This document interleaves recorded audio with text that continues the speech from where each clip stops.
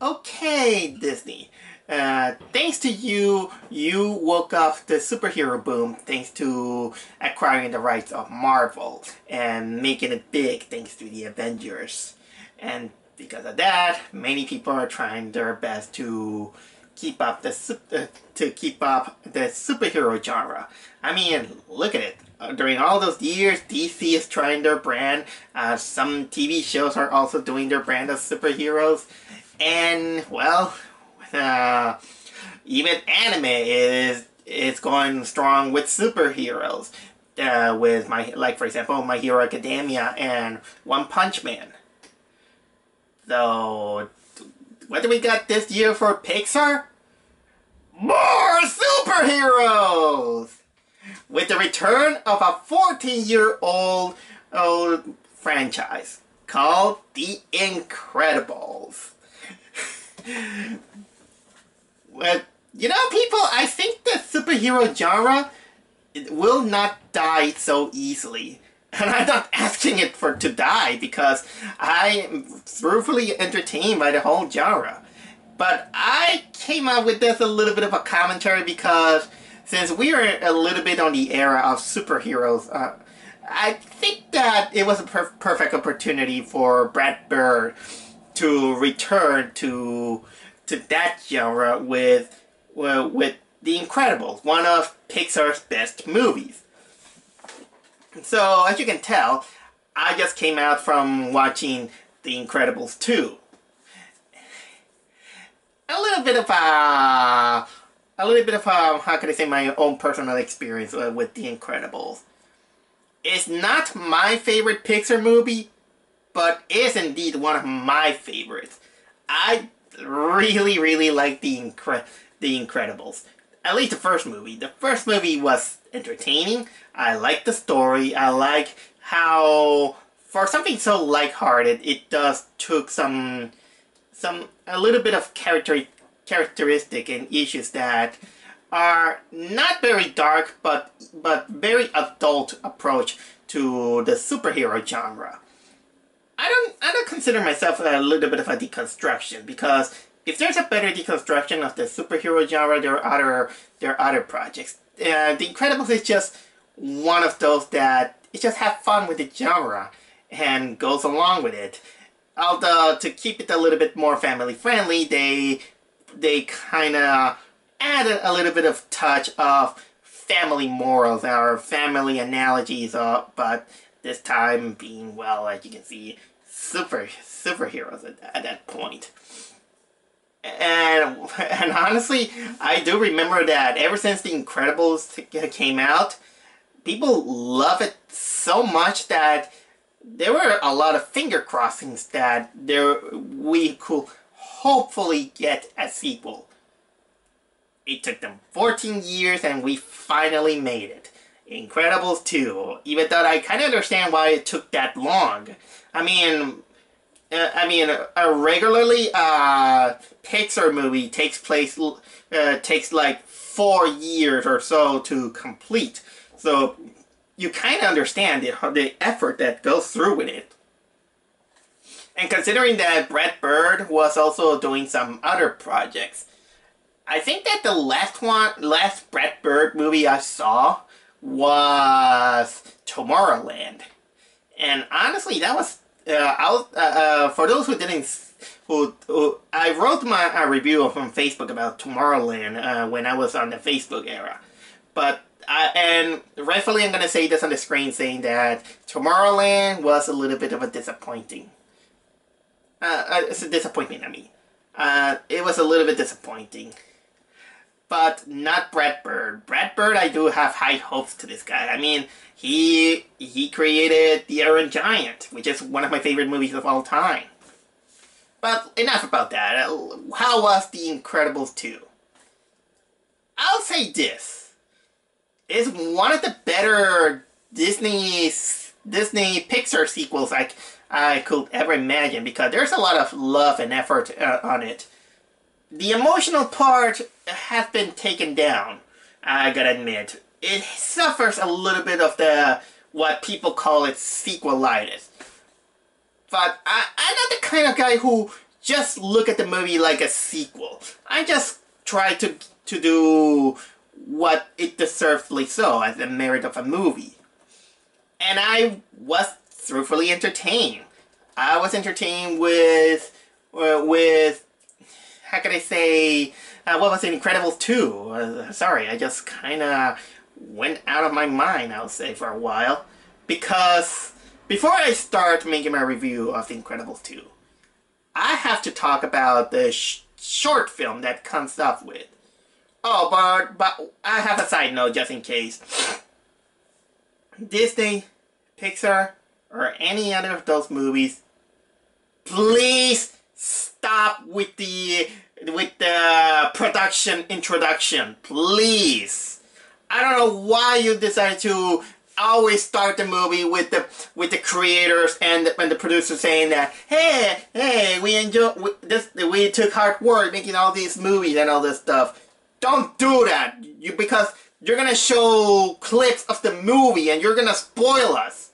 Don't do it. I know that it's for educational purposes, but we didn't. Put those at least on special edition screenings or your special editions. Not right at the beginning of the movie, please. Just in case, this will be spoilers. There will be spoilers when I talk about both the short film and The Incredibles. So, what do we got this year for short stories in Pixar? It is a short film called Bao. And the setting, they took a Japanese setting in this case. Kind of like a family-friendly, family Japanese film. And the gist of it is that it centers on an older, well, middle-aged couple. The mother, she cooks dumplings. Really, steam buns, I'll say. I won't call it dumplings, steam buns. I'm now craving for steam buns because it looks delicious. But the thing is that, when the woman begins to eat the last piece, then apparently the last steam bun, it comes to life. It begins to cry like a baby, and she spits it out, and then it grows arm and all this stuff. And technically, the whole movie is this woman raising this steam bun, this sentient steam bun, like it was her baby. And we just see her taking care of the little baby, but then the little baby begins to get interested in other stuff, but the mother is a little bit overprotective, even though she had good intention, but the baby wants to get independent. And yeah, we see him grow as an adult, and the more he grows through adolescence and everything, let's say that he begins to grow apart from his mother, despite, kind of like the typical problem in which teenager, adolescence, and even adulthood get, in which the more you grow up, you kind of feel torn apart from your mother sometimes. And I understand that feeling. It is kind of like a rebellious phase that sometimes you get. But you know what? I'll say this, that ever since the bun begins to cry and have life, and then during the whole short, my mouth was like this. Because I was like, what the freak am I watching? It was one of the weirdest things I have seen. And I don't know what to say. Is this anime called Sogeki? What was it called? Sogeki no Soma? Soma, this popular one, the Food Wars. In English, it's called Food Wars. Food Wars can make food make you act like you're having the best sex in your life. This is technically making food treated like a baby. But don't worry, it doesn't go that far. And again, I'm gonna spoil this because it's worth talking about it.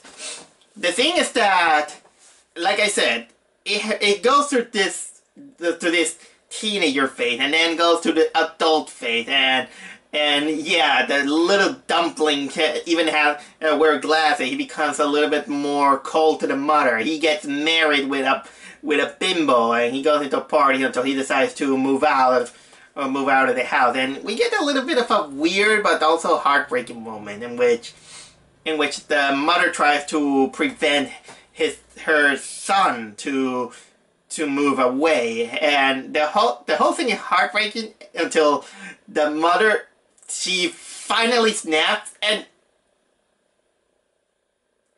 she eats the guy. She eats the little dumpling. She goes like, I was like, oh Jesus Christ! My mouth opened the second time. I was like, I can't believe I've seen this. You know what? I was actually in that moment praying for something at least magical or something good to happen, because that was a little bit too weird and depressing to think that to, end it all. I know that I can be cynical and saying that, okay, after she eats the baby, then the end. No, not this time. Because it's still a little bit of a touching personal story.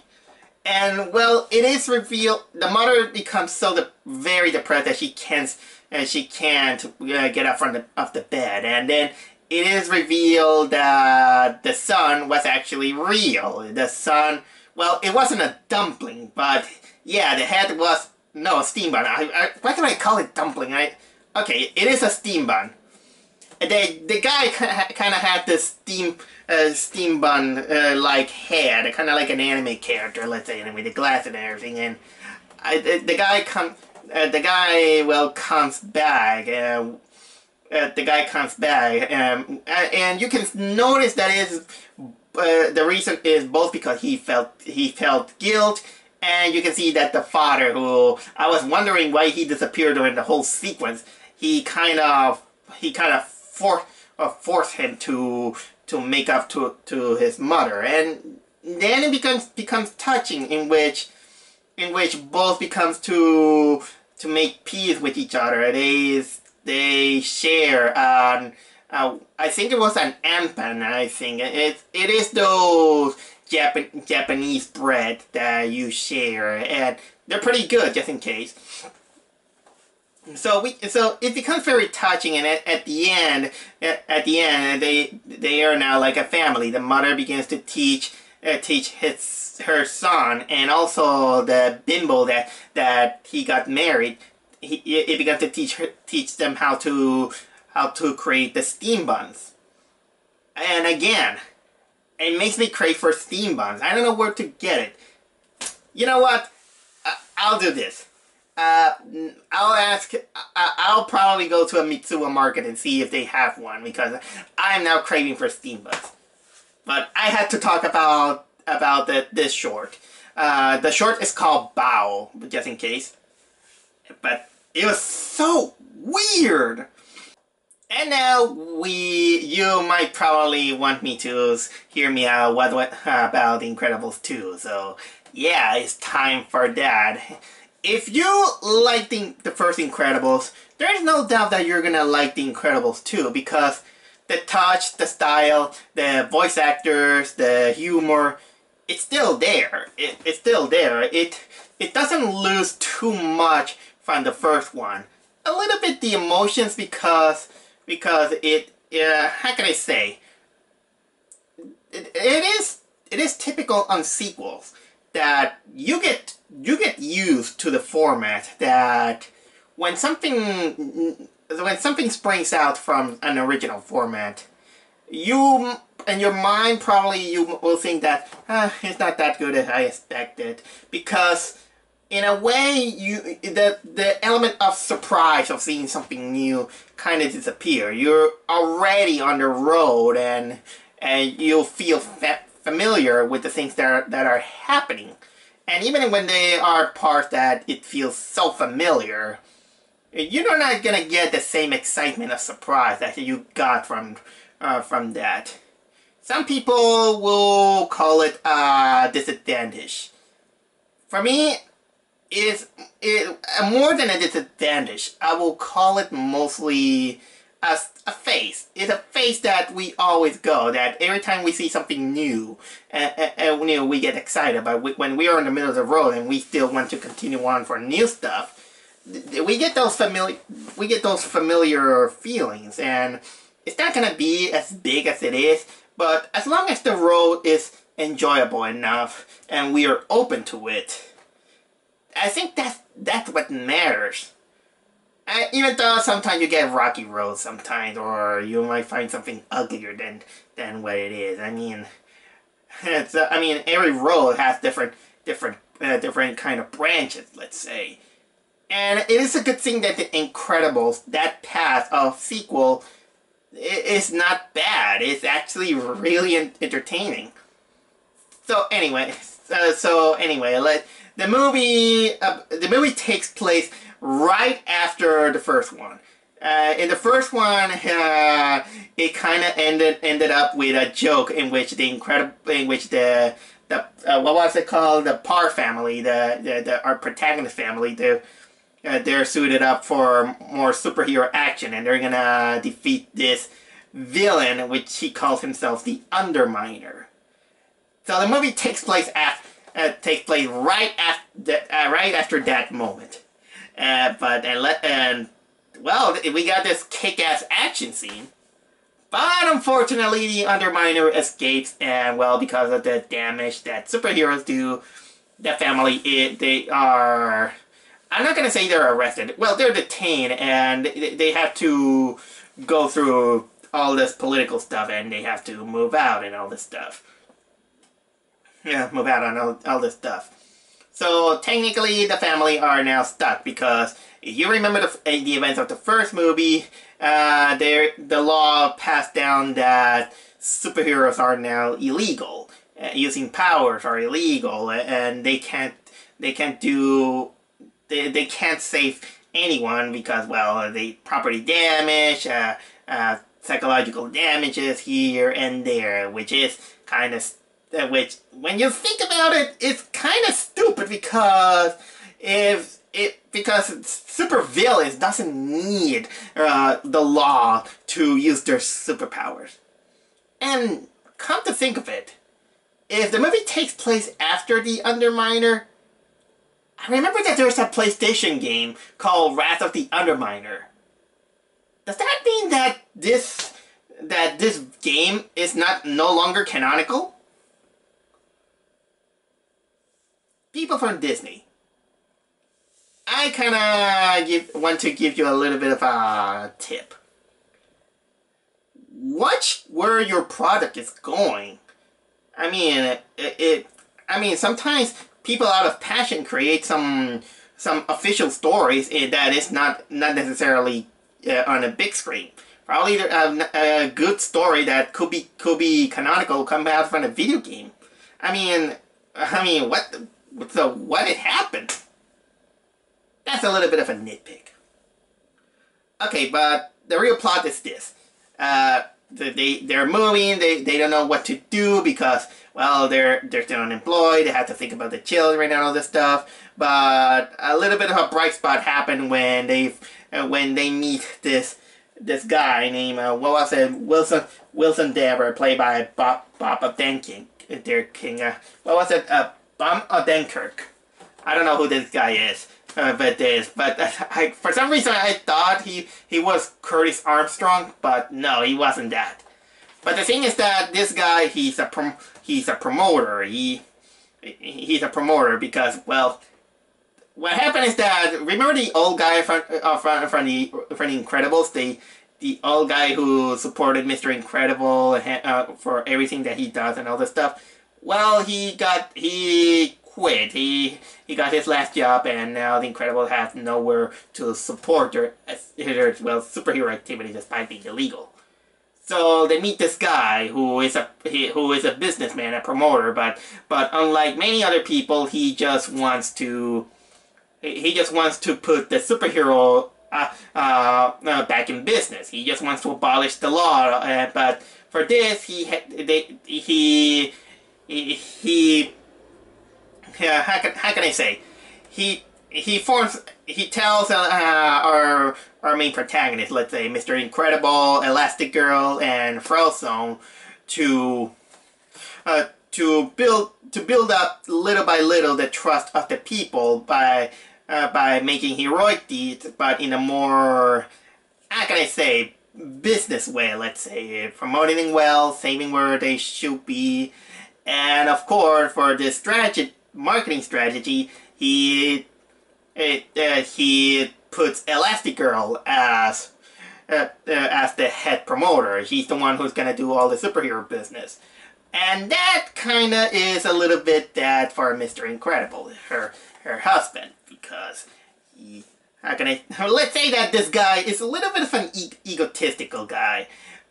So then what happened is that since Elastigirl is now going to work, technically, now Mr. Incredible now has to play Mr. Mom. He has to take care of the children, Dash, Violet, and of course, Jack, who later it is revealed that Jack is developing his powers.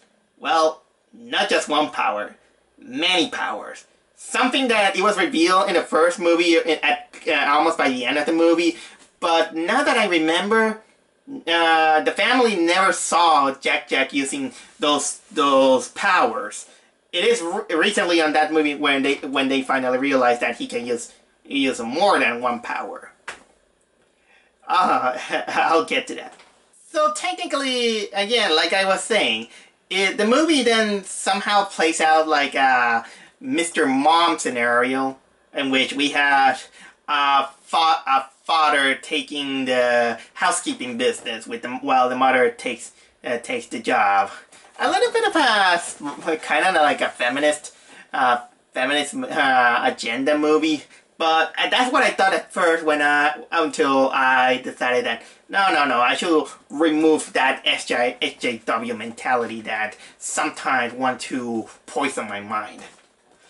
But in the get-go, yeah, it's good, and so we got this kind of little bit of subplots in it, in which again we see Mr. Incredible trying so hard to keep the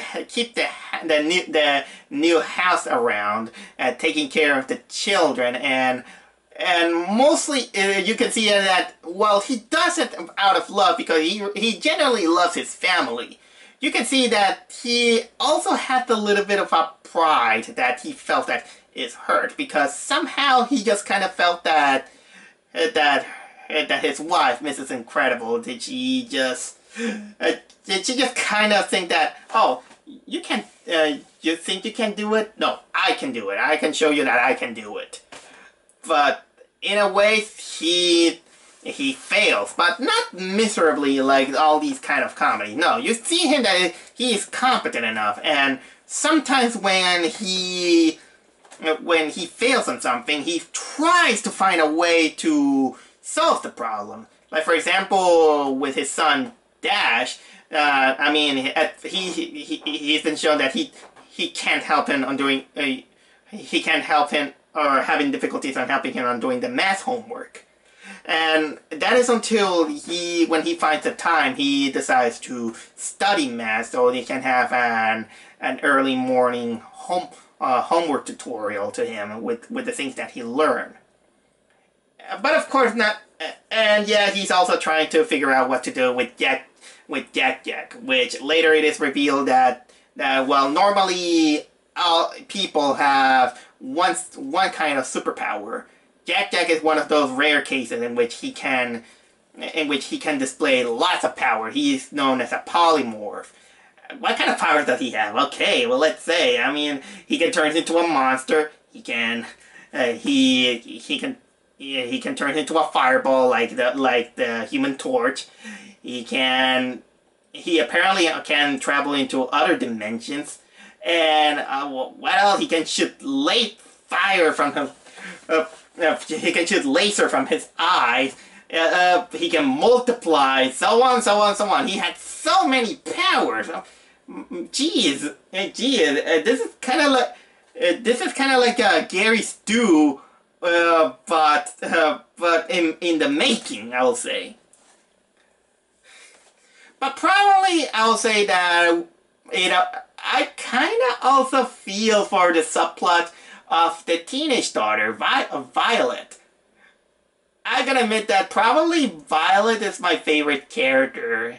I mean, I know that she has all those teenager angst and all this stuff, but I kind of love her shield slash invisibility superpower. I really love that power, and in a way, even though she kind of acts like the teenager trying to having boyfriend problems, I kind of feel for it because at the beginning of the movie, it is shown that that her crush, her boyfriend, he accidentally saw her without her mask, and of course, Mr. Incredible tells the old guy, saying that he tells his name and all this stuff, and just to make sure that their identity is kept secret. And we see at the beginning of the movie that the guy, being a nice guy, he's like, hey, she just looks like a nice girl. I feel kind of odd because she has those superpowers, but I wouldn't mind. But unfortunately, they Man in Black on him by erasing his memory. But they don't just erase his memory. It just about the incident. He just forget about her, that she even existed and all this stuff. So the guy is amazingly oblivious to her previous relationship, and the poor girl is distraught of what they have done. And I don't know, I kind of understand why she was mad. I don't know, she may be a teenager, but still, she's one of those good teenagers. Poor girl. Oh yeah, and about the Elastic Girl plot, that's actually the main plot, in which, while doing all those superhero things, and she's doing all the good work, and she does technically a better job than Mr. Incredible, because thanks to her flexibility, she caused less collateral damage than, well, the most brutish superheroes. She little by little, the people are beginning to trust on the hero business. But there's also the threat that there is this villain called the Screenslaver, who apparently it has the power of hypnotism by using television or computer screens in a medium, and apparently is trying to keep superheroes out of the business. And well, that's pretty much the plot, the hero plot that we get on that part. A screenslaver villain. And well, later we see him on a mask, let's say. But the Screenslaver is not what you expect. So again, I'm gonna talk about it and now in spoilers, because at least I have to explode it at least. So the real villain is actually the promoter's sister, who is the one who is in charge of the technology and the cameras of the industry. It is a woman called Evelyn Dever, played by Catherine Kenner. And and she has this huge grudge against superheroes, because it is revealed in the past of those siblings that in the case of the promoter, Winston Dever, the reason he wants to revive the superhero business is that he wants to follow the footsteps of his father, or the father being also a promoter of the superheroes. But his father was also very sad when they passed the law about the superhero ban. And then a fateful day happens in which burglars broke into the house, and the father, still having his faith on the superheroes, he tries to call them, but no superhero was in business because of the ban. And well, the criminal find out and they kill him. So technically, the guy he thought that if it wasn't for the ban, superhero might have saved his father. But then it is revealed that his sister Evelyn, she was actually more on the opposite spectrum, because she has the grudge against superheroes because she thinks that the father was very weak and that he depended on the superheroes to come and save him when it supposedly his wife, her mother, told him to enter a panic room.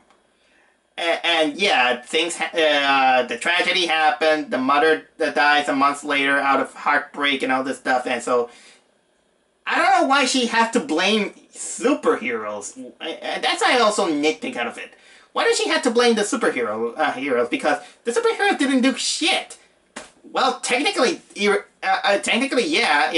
that is an indirect responsibility, but wouldn't she have more of a grudge against the government? Because the government was the one who banned the superheroes. They weren't there.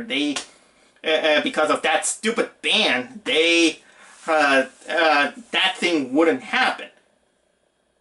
It is something that I would love to, how can I say, talk about it. If it is justifiable that she has that grudge on superheroes when technically they haven't done, they weren't exactly the reason why the killing of the father. To the point that she said that, I don't trust superheroes. They makes everyone else weak. Just like my brother, he's a baby who just just dreams of heroes and all this stuff. So technically, she uses her technology on screens to hypnotize everyone, and her big plan is to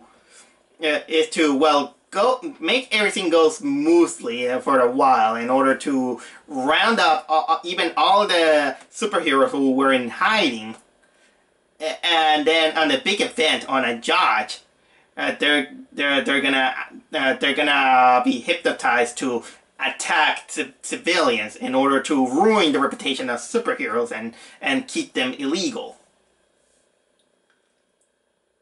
And when you think about it, this is technically a little bit very psychopathic, and now that I think about it. And yeah, it takes a while for this plot to match up with the others, because we also had to see the other scenes of Mr. Incredible doing all this to keep all the family together, trying to solve in their problems. Sometimes he fails, sometimes they don't. But I like that the children, as bratty as they sometimes act, they do have the conscience to also help him out on when he needs to, and try to put him a little bit of a reason to keep his head together. Oh yeah, I also have to mention that Mr. Incredible, for some reason, out of pride, he doesn't want to reveal to Elastigirl that Jack has powers. And if you're wondering, what about the best character in the franchise? The Edna Moda. Does she appear? Well, yes, she does. And just like the first movie, she doesn't have too much screen time. But from that little screen time, she's easily also the best part of the movie. I don't know, she's kind of like the best character in it. I kind of get a chuckle of this personality, a very eccentric but yet grounded character. That I don't know, I kind of laugh, and this movie is no exception. Sometimes I think that that even if you pay like $15 or $8 for a movie that is not gonna be as great as the first one, this money is worth it just to watch Edna Moda. And which in this case, it is her. She's the one who explains to Mr. Incredible about Jack Jack being a polymorph, how can a being with more than one superpower, and all this stuff. Okay, other nitpicks here that I have. There's also this kind of side joke also in which Jack Jack being hyperactive, he finds out that they're selling that some guy they're selling the Mr. Incredible car from the past, and when he realized that it's remote control, he just feels really eager to try it because, well, he's a hyperactive kid, not a bad kid, but he's hyperactive. Oh, I also want to make also a little bit also of a side note in which, as much as I hate babies, I'm glad that Jack Jack is not one of those babies that makes you cringe. No, this baby actually is actually well behaved and very adorable. I mean, thanks to him, we got probably one of the most entertaining battles in the movie, in which it's just him battling a raccoon. And also, what do we get? I like that the movie also tried to expand a little bit much on the world. I mean, remember that I told you that they finally are bringing out the more superheroes that were on hiding, which brings us a great opportunity to see what other kind of heroes we see, which is interesting. And from that point on, I think I'd rather stop talking about the movie, because I think it wouldn't be fair to talk about more about this movie. It has its laughs, it has its charm, not as big and immense like the first one, but it has it. I'll say this movie is better than Brave. It's better than Cars 2 and Cars 3. I think I will put it a little bit better than Ratatouille. And don't get me wrong, I like Ratatouille. But I will say that, in my opinion, it's on par with the first one. It's on par, a little bit lower, I'll say. And what else there is? Obviously, I can't talk too much about the animation and the voice acting, because it's always good when it comes to Pixar. Because even on their lowest, they do a lot of good effort on it. It's also fun to try to pinpoint some little things here and there. And for me, I almost kind of forgot that this is a movie that it is not occurring in the current age. It probably is on the 50s, on the 60s. Most notably, I can remember is that there is a scene in which they have the TV on and they're watching Johnny Quest. A little bit of a small commentary. I did watch Johnny Quest, but I didn't like it too much. I found it boring in a way. Except for the 90s New Adventure Johnny Quest. That was awesome. So that's it. I have not much to say. The Incredibles 2 is technically another treat for the superhero genre, taking advantage that we are now on the boom of superheroes in every media. Again, comic books, the movies again, with thanks to the Marvel, DC stuff. There's also anime also doing this. So, if you want, check it out. And, oh yeah, here's a little bit of a challenge, and somebody please. Do you think it will be a great idea if we make The Incredibles and My Hero Academia crossover? That will be awesome.